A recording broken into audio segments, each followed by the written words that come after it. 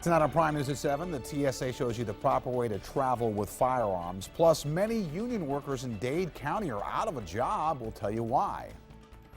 Prime News at 7. Your news starts now. Good evening, I'm John Mercer, and welcome to Prime News at 7. Emily Casulo is off tonight.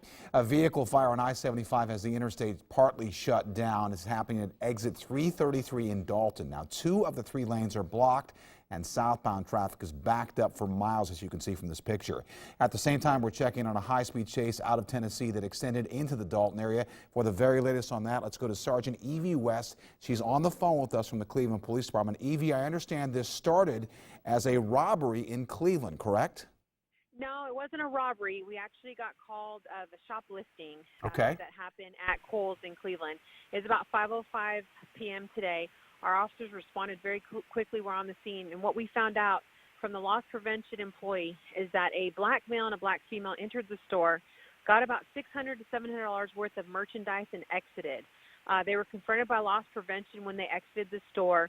The female turned around and maced the loss prevention officer twice, and the male pulled out a firearm and pointed it at the loss prevention employee and told him that he was going to shoot him and kill him. So they took off. Officers responded very quickly, but unbeknownst to us, they had got on I-75 southbound and headed toward Hamilton County, where they were eventually stopped in Whitfield County. Do you know what happened from there, or are you guys only kind of investigating what happened in Bradley County right now? Right now, I'm in the car with 2 of our criminal investigations division detectives. We're headed to the scene right now to get more information. We don't even know the identity of the suspects at this time. Do you know, Evie, if the car that's on fire is the actual suspect vehicle involved in this case? I don't know any of that because we're not on scene. We're just a couple miles away.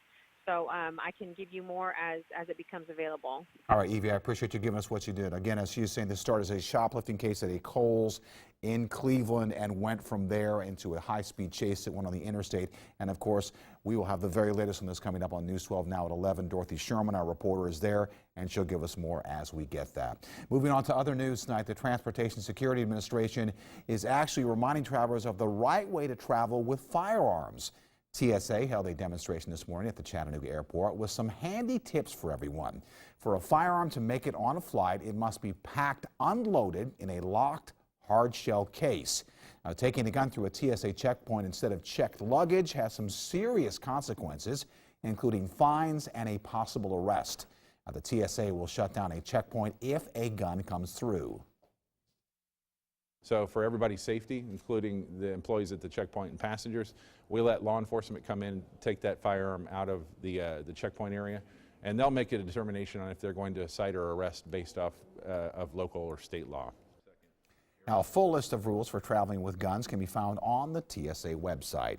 Well, Bull Moose Tube Company in Trenton, Georgia has locked out its 63 employees, according to a letter sent by the company by union representatives this morning. The union members are willing to continue to work under the terms of the expired contract while the negotiations continue. Now, management said no. Last night at 12:01, Bull Moose Tube decided that they would lock these workers out. 63 men that work in this facility, they're here, ready to work, want to go back to work. The company thinks that they can bear some economic pressure on these people to get them back to work, to make them cave, take the lesser insurance package and lesser wages than they deserve. Now, workers we spoke with say that an excess of inventory of steel tubing that they produce there means the company is not necessarily in immediate need of those workers. Well, it's grand opening day at the Appalachian Regional Port in Murray County. The opening creates a new gateway to the Port of Savannah for cargo headed to Georgia, Alabama, and Tennessee.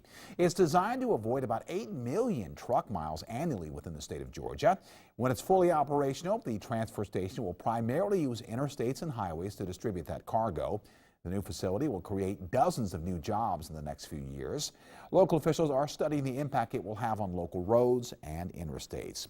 Well, you know what? It's just the beginning of the school year, but some Hamilton County parents say crowded buses are already a problem. This picture was posted to Facebook today. It says the overcrowding is happening at Brown Middle School and Central High School. Hamilton County Department of Education officials say they are aware of the problem. They say buses can hold 75 to 82 students. But if there are more than 65 students on a bus, they start to look into the overcrowding issue. This afternoon, the Transportation Department looked at routes and made some temporary adjustments. If a parent is concerned about a crowded bus, they're urged to report it to the school district. So contacting us to let us know is the first best step in making sure we can make those adjustments to get the buses in a situation where students can ride comfortably and safely. Now, parents say the bus in this picture is number 437, but school officials say they weren't told which one it is. Well, taking a look at some other news now. A threat at Ottawa High School put the school on a lockout. The Hamilton County Sheriff's Office says a student received a threat on a social media chat. As a precaution, the school was placed on lockout. As a precaution, that's what happened. That limits the people that can come to the campus who aren't school personnel. Investigators now say there was no threat. Students were dismissed today as normal. The Dallas Bay church pastor and school officials say they were ready for yesterday's bomb threat because they have plans in place for emergency situations. The school has pre-K and kindergarten students. School is not in session today, but will be up and running tomorrow. When they got the threat yesterday, they immediately evacuated the staff and children from the building. After an investigation, the area was deemed all clear. School officials say they kept parents in the loop about what was going on. We found that we were ready for a situation like this and that our staff were remarkable in the handling of the situation. The children really never knew what was going on. And the investigation into who made the call is still ongoing. Well, we do have some more information about a Friday night stabbing death in Rossville. 58-year-old Stephen Lewis Whitaker was arrested late Tuesday and charged with murder. That comes after the Friday night stabbing of his longtime friend LeBron Hankins Jr. Detectives believe a fight between the two men led to the stabbing. Evidence revealed that alcohol was a contributing factor in the death. The autopsy also revealed that Hankins was strangled and sustained a broken neck. Well, Students Taking a Right Stand is better known in Chattanooga as STARS, and today that group got a shot in the arm from Elon's Financial Services. Tony Inns of Elon presented a check for $5,000 to STARS and to the Partnership for Families, Children, and Adults. It was done on behalf of Tennessee Valley Federal Credit Union. Elon's Financial Services is celebrating its 50th anniversary. Pam Ladd from the Partnership and Karen Glenn from STARS accepted the money. Part of our business is partnering with financial institutions like Tennessee Valley. So our company is nationwide, and we also want to be able to give back locally to the partners that our credit unions work with. This money is going to enable us to meet that goal of helping our students to develop a level of empathy that's going to have everything to do with the conditions to learning so that they can meet the academic gains that we all want for our students. The Tennessee Valley Federal Credit Union is a sponsor of both of those organizations. Well, the undocumented immigrant accused of kidnapping and killing an Iowa co-ed had his first court appearance today. Christian Rivera was arrested Tuesday for the murder of Molly Tibbetts, who disappeared while jogging more than a month ago. Courtney Zabowski has the latest.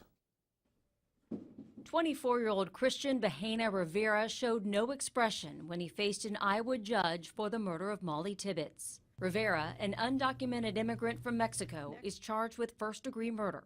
His attorney asked the court to ban the media from covering the court proceeding, insisting Rivera cannot receive a fair trial. The government has weighed in at the highest levels of a predisposition that this young man, Christian, is guilty. On Tuesday night, President Trump suggested Tibbetts' murder could have been prevented. You heard about today with the illegal alien coming in, very sadly, from Mexico, and you saw what happened to that incredible, beautiful young woman. Tibbetts vanished July 18th while jogging in Brooklyn, Iowa. A massive search effort led to few clues in the 20-year-old's disappearance until a week ago when investigators obtained surveillance video of Tibbetts jogging. They traced a black Chevy Malibu following her to Rivera, who said he followed Tibbetts before blacking out.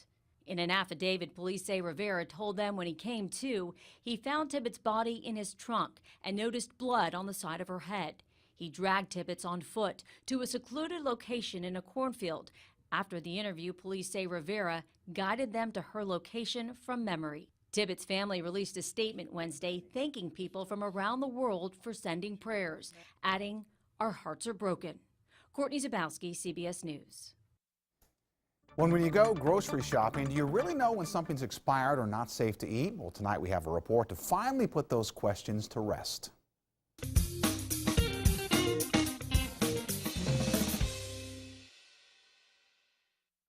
Have you ever looked at food packaging and wondered, is it safe to eat?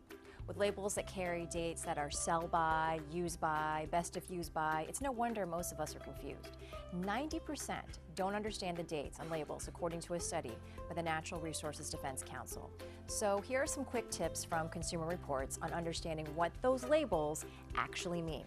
Best if used by before. This is not a safety label. It just lets consumers know that a jar of salsa or a package of crackers is going to taste better before the date listed rather than after. Sell by. This is the date set by manufacturers to let retailers know when to remove the product from their shelves. And the goal here is to ensure consumers get the product at its best quality. Use by, well, this is the last date that guarantees the best quality. This is not a safety date unless it's used on infant formula. As a general rule, most canned foods can be stored for 2 to 5 years. High acid foods like canned juices, tomatoes, and pickles can be stored for a year to 18 months. If you're still not sure, the USDA has a free app, Food Keeper, to help you decide on whether to keep it or throw it out.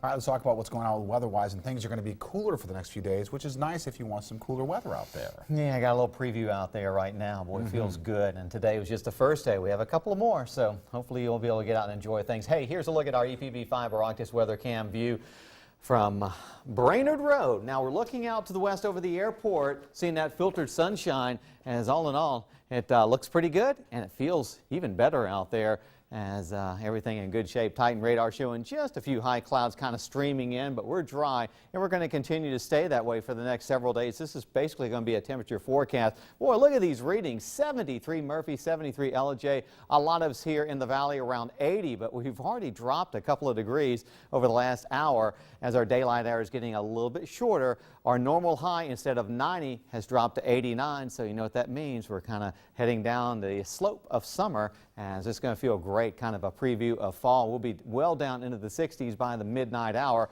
and I'll let you know how long that is going to continue later in the show with that extended forecast, but stay with us. More Prime News at 7 coming up right after this.